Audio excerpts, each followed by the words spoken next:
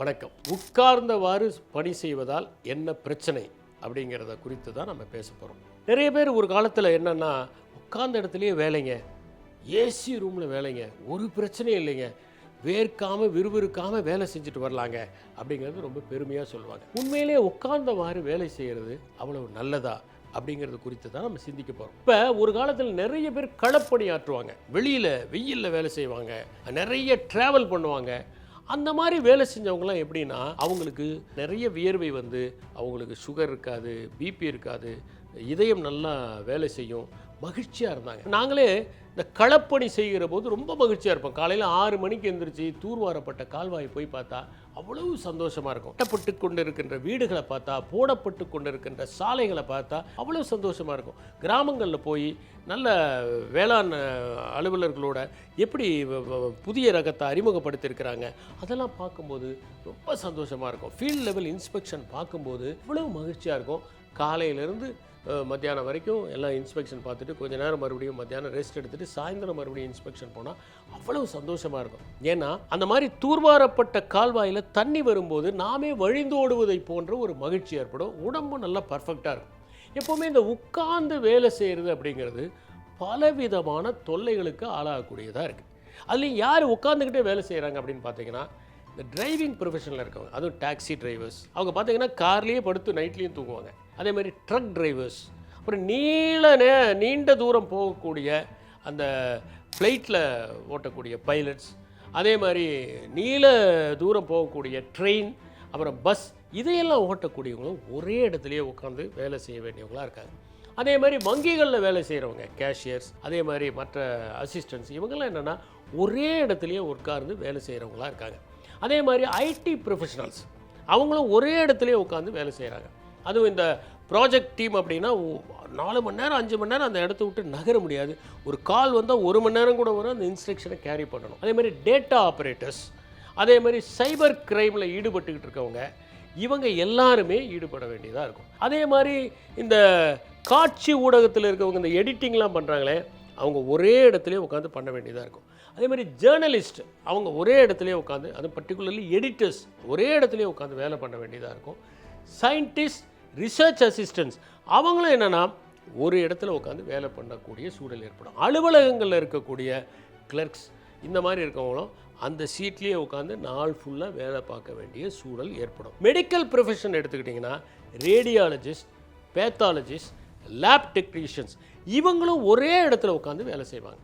சரி, ஒரே இடத்துல உட்காந்து வேலை செய்கிறதுல என்ன பிரச்சனை அப்படின்னு கேட்டால், முதல்ல அவங்க ஒரே இடத்துல உட்காந்து வேலை செய்கிறதுனால உடலில் எந்த அசைவுகளும் இல்லாததுனால ஒபீஸா, அதிக சதை போடுவதற்கான வாய்ப்புகள் இருக்கின்றன.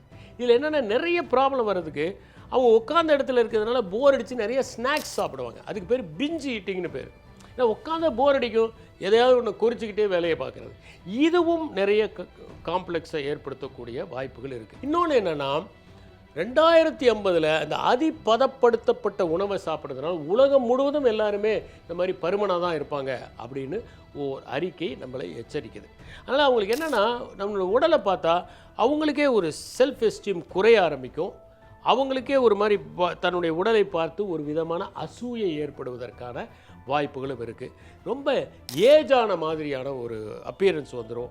அது மட்டும் இல்லாமல் ஒரு காம்ப்ளெக்ஸும் அவங்களுக்கு வந்துடும். இன்னொன்று என்னென்னா, சைக்கலாஜிக்கலாக எடுத்துக்கிட்டிங்கன்னா அவங்களுக்கு ஒரு டிப்ரெஷன் வரும், ஒரு விதமான ஆன்சைட்டி வரும், ஞாபக மறதி கூட வரும். நான் சொன்ன மாதிரி இந்த பிஞ்சி ஈட்டிங்க்கு அவங்க ரொம்ப ஈஸியாக அடிக்ஷன் ஆயிடுவாங்க.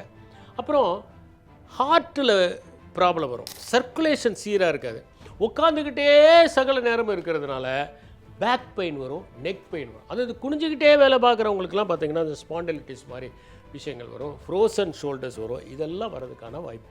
சிறுநீரகம் சரியாக இயங்காது, நுரையீரல் சரியாக இயங்காது, இல்லாமல் அவங்களுடைய சுகர் அதிகமாகிடும். ஏன்னா நீங்கள் நடந்தால் தான் உங்களுடைய சுகரை பேர்ன் பண்ண முடியும். ஒரே இடத்துல உட்காந்துருக்கு. இப்போ ஒரு உதாரணத்துக்கு நீங்கள் ஆக்டிவிட்டி பண்ணிங்கன்னா, மைக்கேல் ஃபிலிப்ஸுங்கிறவர் நிறைய மெடல் வாங்கினவர் ஸ்விம்மிங்கில். அவரெல்லாம் பார்த்தீங்கன்னா 12,000 கேலரிஸ் வரைக்கும் அவரால் ஜீரணம் பண்ண முடியுங்கிறாங்க. ஆனால் ஆக்டிவிட்டி பண்ணுறவங்களுக்கு ஜீரணம் பண்ண முடியும், சாதாரணமாக இருக்கவங்களுக்கு சாப்பிட்றதே சுகரில் கொண்டு போய் விட்டுரும். அதனால் என்னென்னாக்கா ஃபேட்டு ரொம்ப டெபாசிட் ஆக ஆரம்பிச்சிடும்.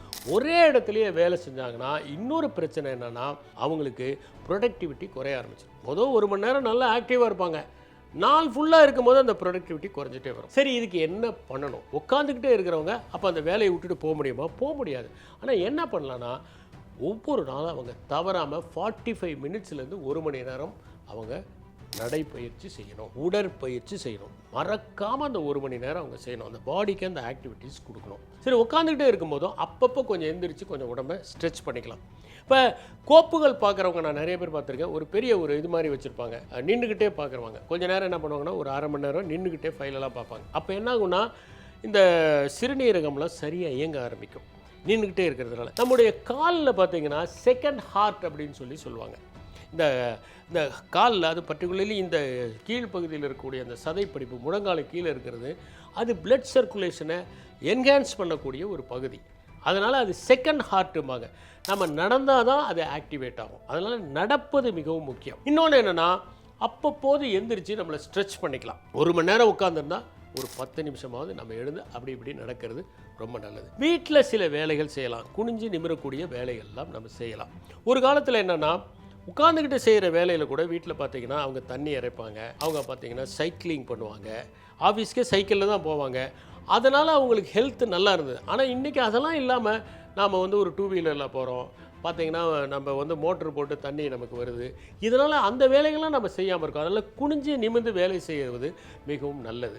வீட்டில் ஒரு தோட்டம் இருந்தால் அந்த தோட்ட வேலைகள் செய்வது இதெல்லாமும் நமக்கு மிக உதவியாக இருக்கும். சரி, ஒரு இடத்துக்கு போகணும்னா, ரொம்ப பக்கமாக இருக்கிற இடத்துக்கு போகணும்னா நம்ம மிதிவண்டியில் போகிறது கூட மிகவும் நல்லதாக இருக்கும். இப்போ நிறைய பேர் என்னென்னா, அடுத்த ரூமில் இருக்கிறவங்களே மெசேஜ் பண்ணி கூப்பிடுறோம். அப்படி இல்லாமல் நம்ம நடந்து போய் அவங்கள கூப்பிடுறது நல்லது. சரி, ஃபோன் அட்டன் பண்ணும்போது நடந்துக்கிட்டே அதை பேசலாம்.